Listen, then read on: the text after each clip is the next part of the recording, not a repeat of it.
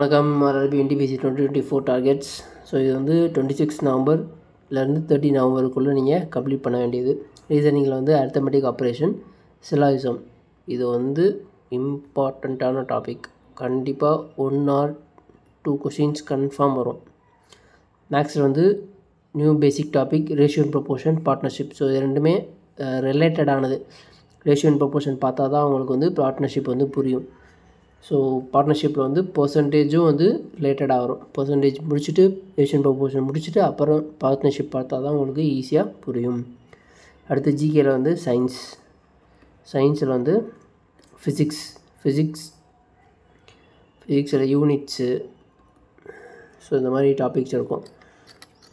முக்கியமான டாபிக்ஸ் என்னென்னா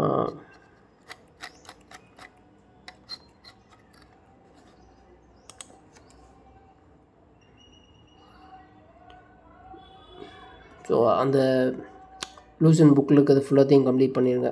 plus PYQ.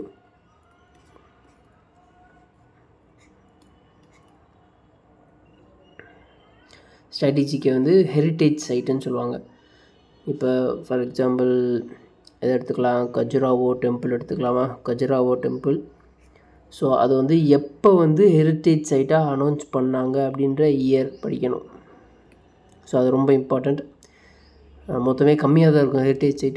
So இதுலேருந்து போன தடவை NTPCயில் அதிகமான கொஷின்ஸ் கேட்டாங்க.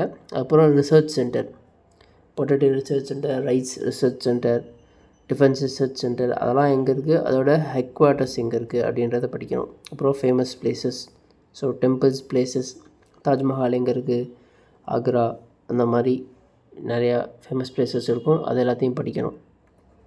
ஸோ இது எல்லாத்தையும் படித்ததை நீங்கள் இது வரைக்கும் ரிவிஷன் பண்ணுறீங்களா அப்படின்றத ஒரு தடவை செக் பண்ணிக்கோங்க.